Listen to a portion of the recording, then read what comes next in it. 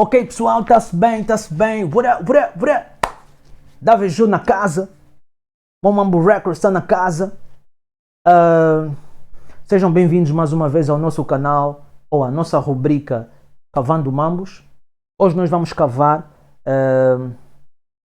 o novo documentário do Kanye West, ou melhor, simplesmente Kanye, ou ainda Ye. Yeah? Vamos falar sobre o Ye. O Ye lançou um novo documentário que tem como título Genius.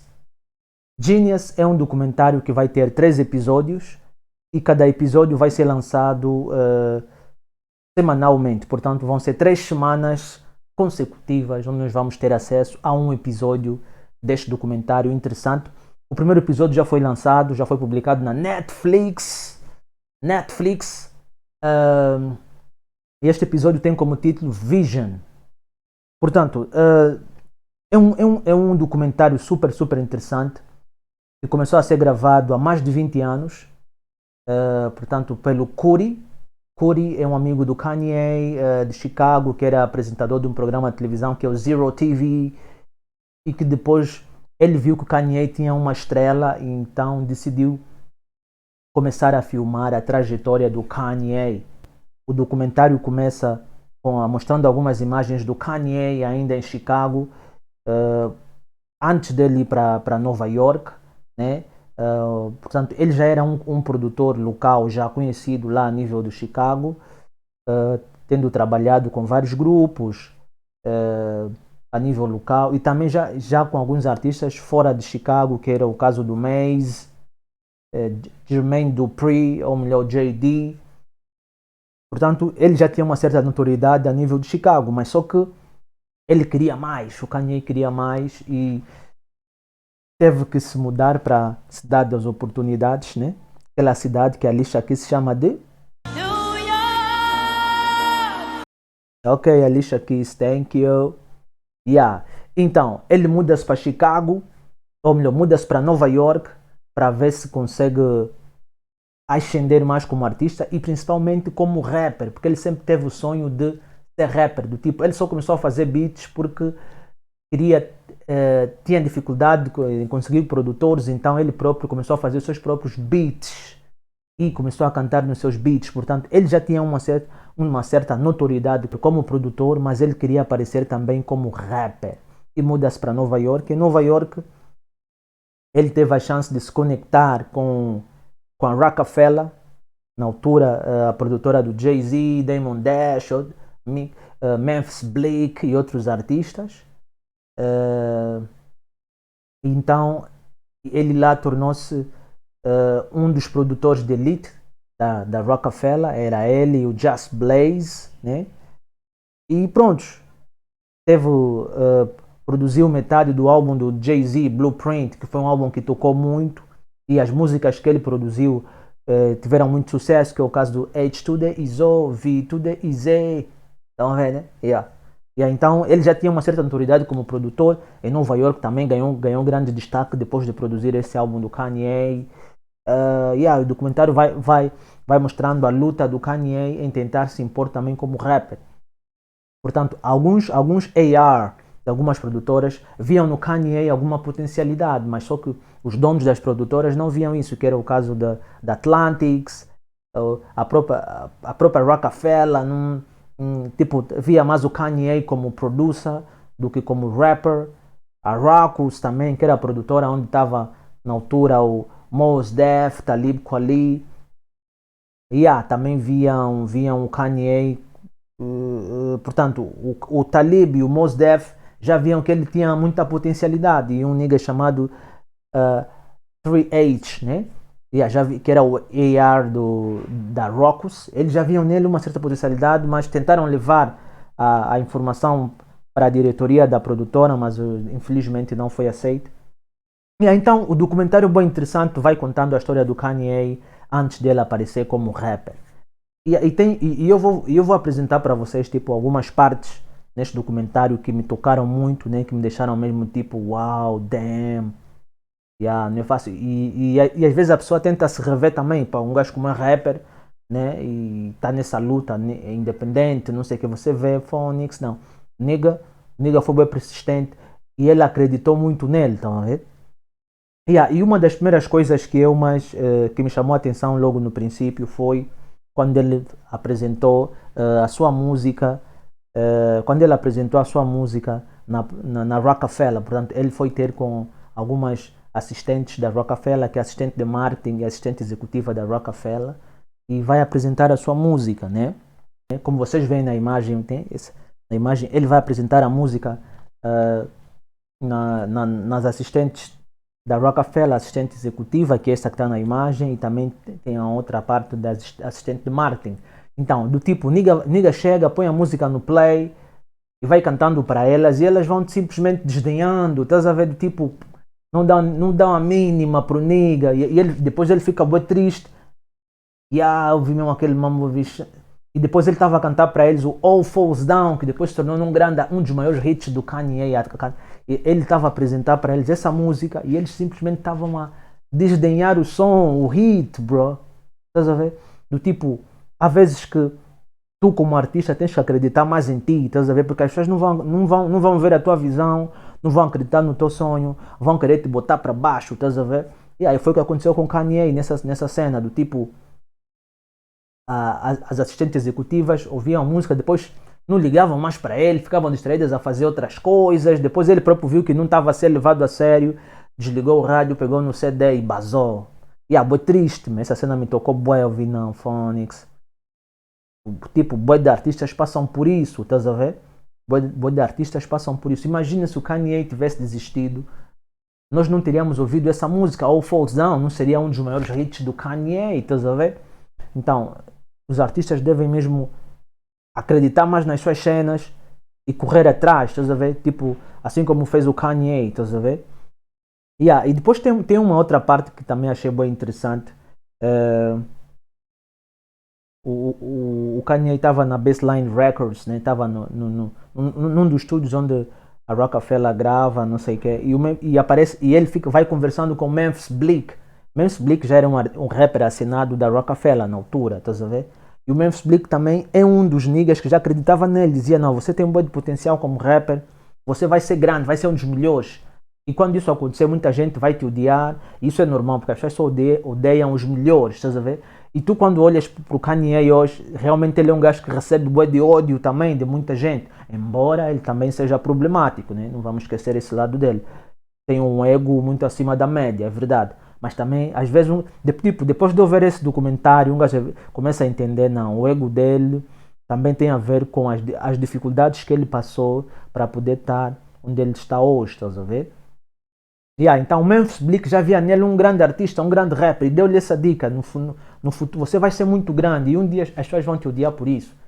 É o que acontece com Kanye. Foi uma cena que me mexeu bem. A outra cena também que me mexeu bem nessa cena foi quando... Foi quase na mesma cena, depois aparece o Just Blaze. Just Blaze, que é o outro produtor, que é o produtor que produziu a outra parte do álbum Blueprint do Jay-Z, né? Just Blaze também, grande produtor, muito, muito dope, muito bom. Então o Kanye diz assim que o Just Blaze é uma espécie de amigo e arqui-inimigo, do tipo, é um nigga bué focado no work, tipo, nigga bué bom nos beats. Tipo, eles quando estivessem no estúdio, num dia ele fazia 3 beats, o Kanye só fazia 1, então os beats deles eram todos dope. Então essa cena fez com que ele se esforçasse mais, tentasse aumentar a sua qualidade enquanto produtor. Então o Just Blaze lhe motivou muito a se tornar nesse grande produtor que ele depois se tornou, estás a ver?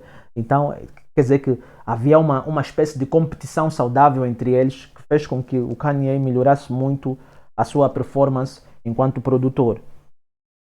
Também uma cena que eu achei bem interessante, estás a ver? A outra cena que eu achei interessante tem a ver com o significado do nome Kanye. O Kanye diz que, tem uma parte onde ele diz que Kanye é um nome franco-etíope que significa único. E realmente o Kanye é o único filho da mãe dele, estás a ver? E também essa cena de ser único, do tipo, atualmente ele é o único rapper mais rico. É o rapper mais rico também, é o único. Então, eu acho que ele já cresceu com aquela mentalidade de ser o melhor. Tem que tentar ser o melhor, o melhor, o melhor, estás a ver? Quer dizer que o nome às vezes também tem uma certa influência na vida da pessoa, estás a ver? Por isso é que na cultura africana diz-se que o nome também tem algo espiritual e um significado que acompanha. Por isso é que na cultura africana, antigamente, agora com a influência ocidental, isso vai morrendo, infelizmente, né? Mas as pessoas davam um nome de acordo a um determinado significado. E você vê que o nome Kanye, o único, realmente teve uma influência naquilo que ele é hoje, estás a ver? O único. Tipo, não há muitos Kanye, só tem um Kanye, estás a ver? Então é uma cena que também me chamou a atenção. Uh, a outra cena que me chamou a atenção, como eu já disse, é quando o Kanye vai para Rackus, que é a outra produtora, e também, onde ele também estava interessado em assinar, né? Porque ele estava interessado na Rackus ou na Rockefeller, estás a ver? Então ele esteve ele apresenta o som dele, que depois vem no álbum que é College Dropout, né? Onde a música tem a participação do Mos Def, né? Acho que é Two Words, título da música, se não me engano. Então o Mos Def canta a sua estrofe, o Kanye também canta, e depois no fim o AR da produtora diz: lamento muito, infelizmente os bosses não aceitaram para assinar como rapper. Não sei, o Kanye sai daí bem triste.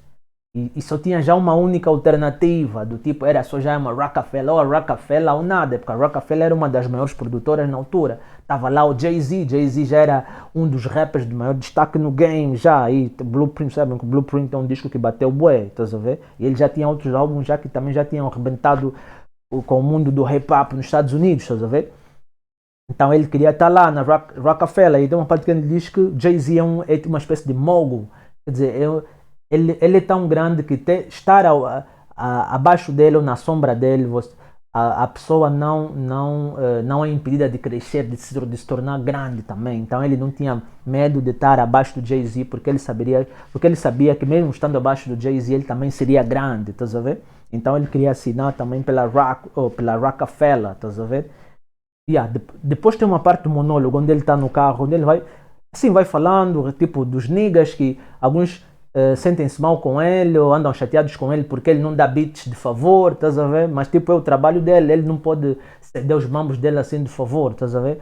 E depois tem uma parte onde ele diz que vai assim reclamando dos niggas que também dizem que ele não é um real nigga, tipo, não tem como se ingrar no mundo do rap porque ele não viveu, não cresceu no gueto e também nunca foi bandido, tipo, nunca matou, nunca vendeu drogas, nunca teve uma vida ilegal, estás a ver, como a exercer atividades ilegais, estás a ver?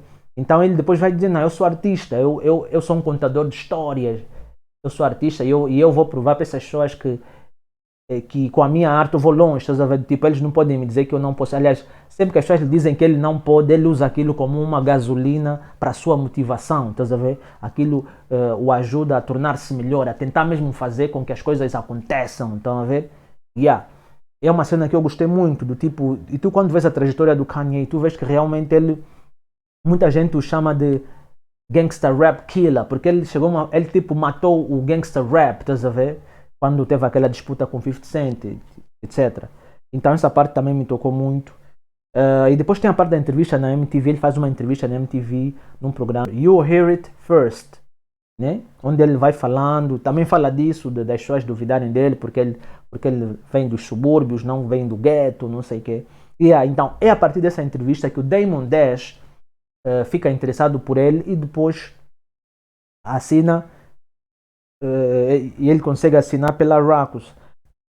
A outra parte que eu mais gostei foi a parte da Danda West, que é a mãe do Kanye West. Portanto, a mãe do Kanye West, Danda West, teve uma influência muito, muito grande na carreira do Kanye, até mesmo na vida do Kanye, estás a ver? Então, consegue-se ver a partir do documentário, tem uma parte onde ele está em Chicago, no apartamento da mãe, e consegue-se ver a cumplicidade entre os dois. E tem uma parte onde o Kanye conta que quando ele era mais novo, a mãe dele notou que ele tinha algum talento para música e para produção, portanto investiu no talento do seu filho e comprou para ele materiais de estúdio, do tipo materiais de produção. comprou materiais de produção e não parou por aí. Além de comprar materiais de produção, ela, como era professora de inglês, tinha um estudante que também era produtor, entrou em contato com este aluno e pediu-lhe para que fosse mentor do seu filho. Estás a ver? E que eu estou a esquecer o nome. Acho que é Dog, uma coisa assim, ou Dag, uma coisa assim. Yeah? Então este indivíduo teve uma influência muito grande na construção da carreira do Kanye como enquanto produtor. Ele e o No ID, quer dizer, ele começou primeiro a ser ser acompanhado pelo No ID, mas depois o No ID também se cansou-se porque ele ainda, Kanye ainda era um miudinho, chato, etc. Então quem continuou a dar-lhe o feedback foi esse Doug, né? Foi esse Doug. E depois também houve uma fase, tem uma parte no documentário que eles entram assim em atritos porque ele depois manda bifes para ele, porque o Kanye não lhe deu os props numa entrevista que ele concedeu numa revista, etc. Não sei o que. Yeah.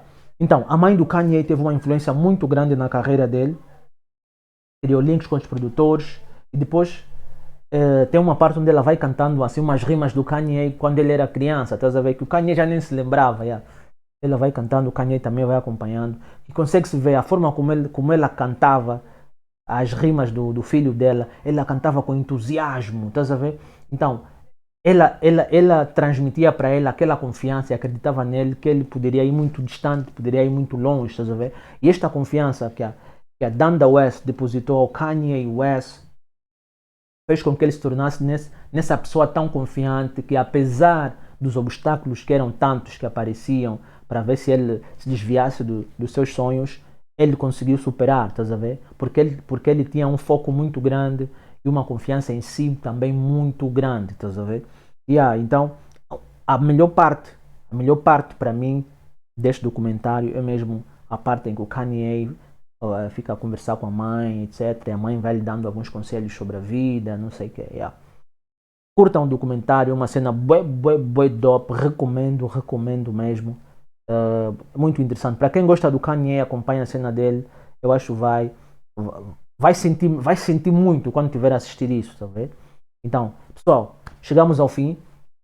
Não se esqueçam de dar o like, ativar o sininho, ativem o sininho, subscrevam-se ao canal. Tem que se subscrever ao canal.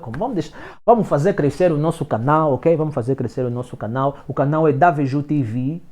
Daveju TV é o canal, então vão lá, ativem o sininho para que vocês possam ter acesso às novidades que nós vamos lançando. Então, próxima semana vamos fazer um novo review do episódio 2 deste documentário incrível, Genius, do Kanye, que foi produzido pelo Kuri. Ok, pessoal, chegamos ao fim mais uma vez, o vosso nigga Daveju da Momambo Records. Tamo juntos, man. Ai...